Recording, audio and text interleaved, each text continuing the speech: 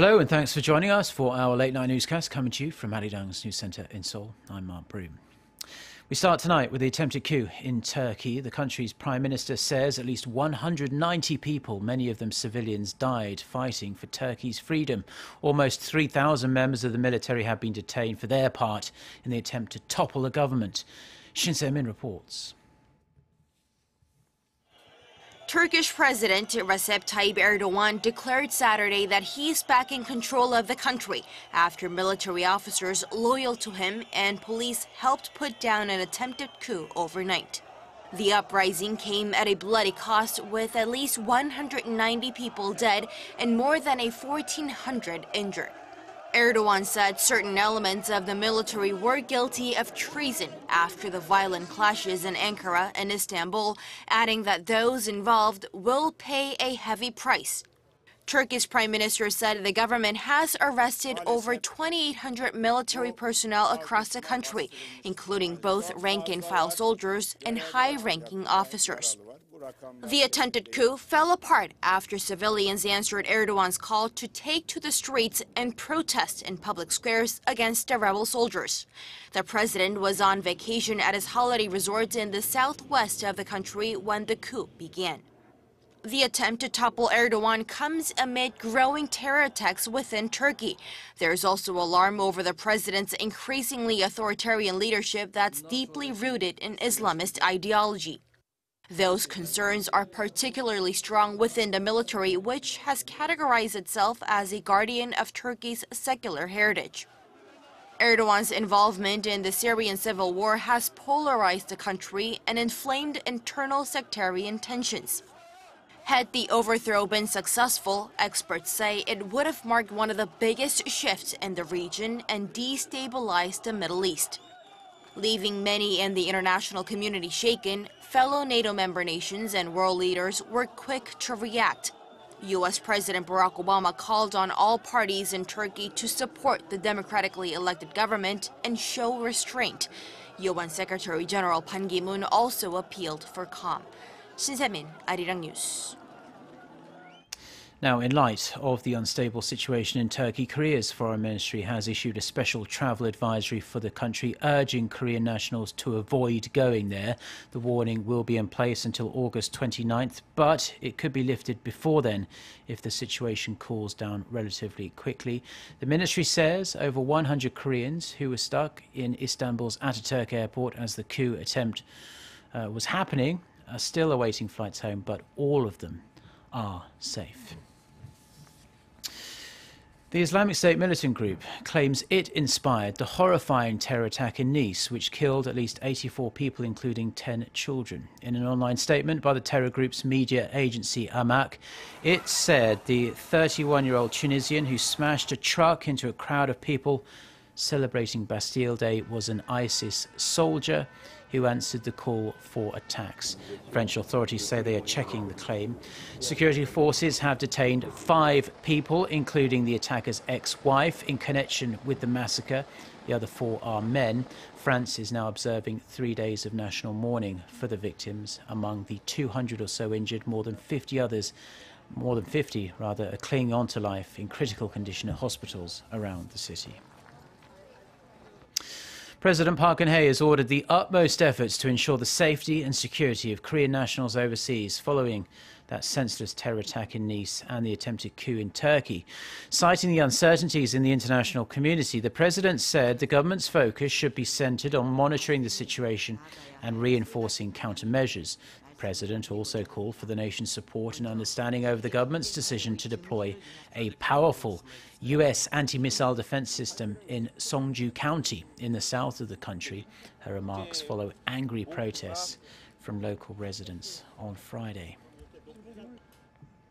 The 11th Asia-Europe meeting has come to a close in Mongolia. Leaders there have set the vision for Eurasia's future after marking 20 years of cooperation. President Park Geun-hye secured the backing of leaders for South Korea's efforts to denuclearize North Korea and hopefully, one day, unify the Koreas. Song Ji-son reports from Ulaanbaatar. President Park Geun-hye has called North Korea the missing link in fulfilling Asia and Europe's common dream of peace and prosperity.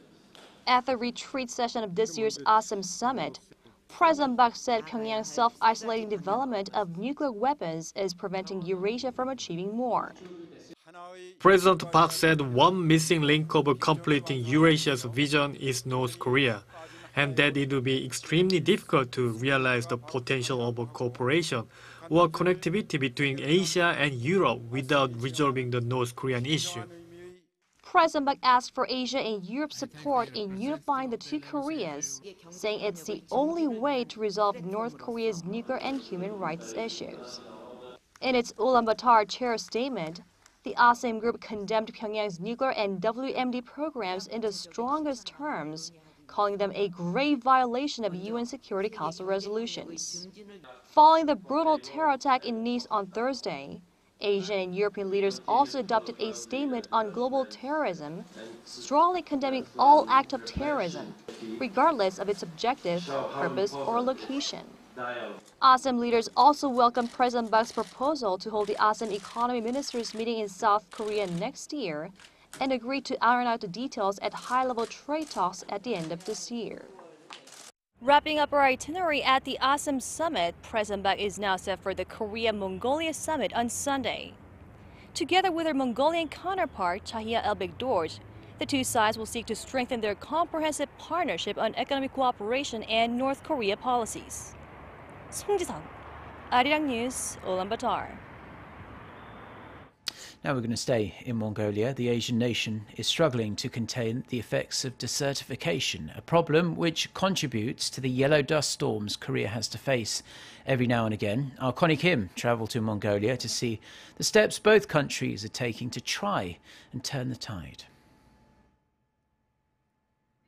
Rapid desertification has made life in the vast Mongolian desert dunes even harder for nomads who are used to the arid conditions.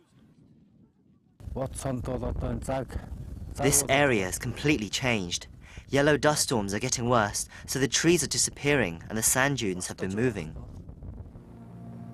It's these sand dunes that cover 40% of Mongolia's territory, and even worse, almost all of Mongolia is suffering from rapid desertification.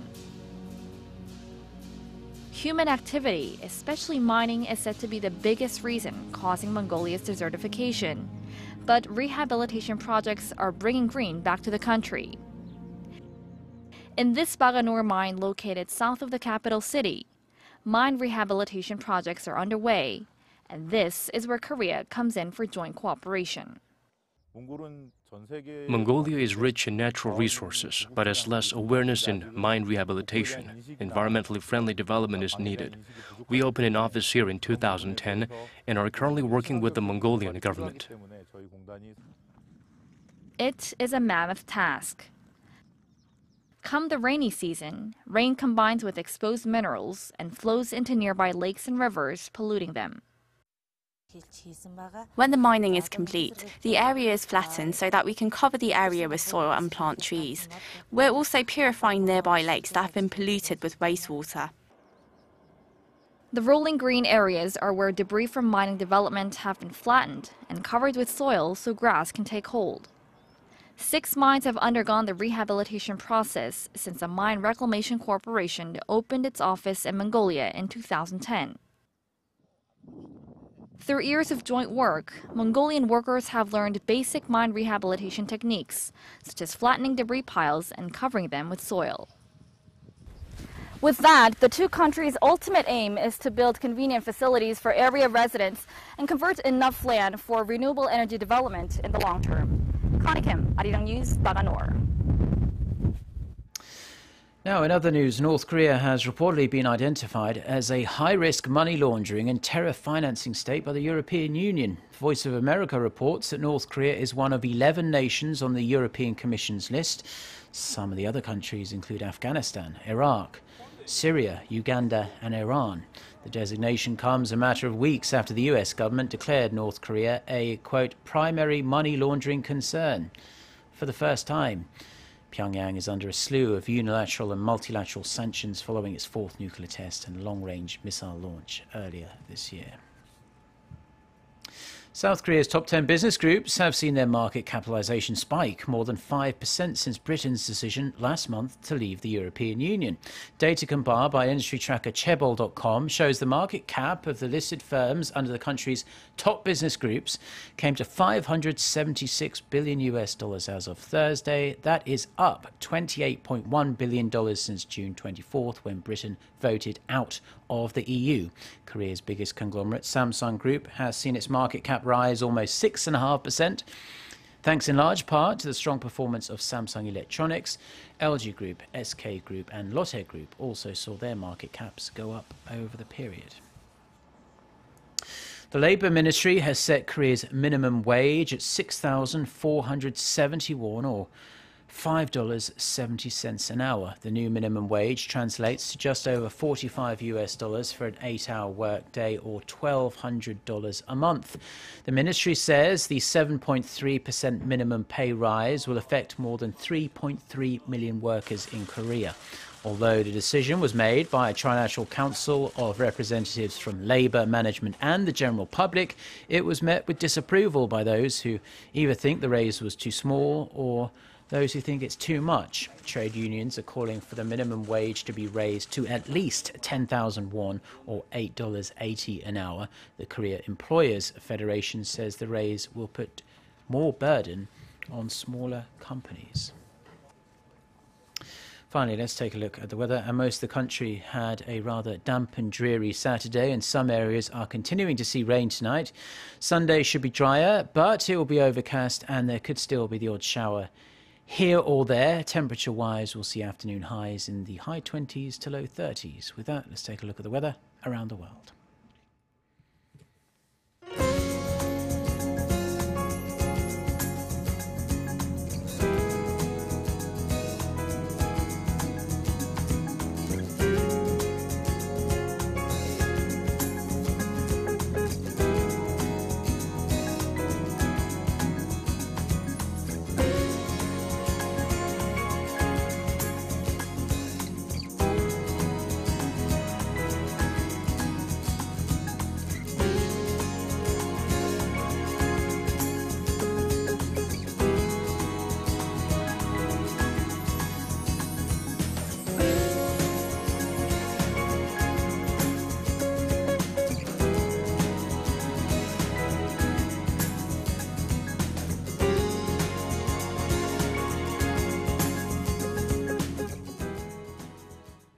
Well, those are the stories we have for you at this hour. For more of the latest, don't forget to check out the website arirang.com/news. Do enjoy the rest of your weekend. Goodbye.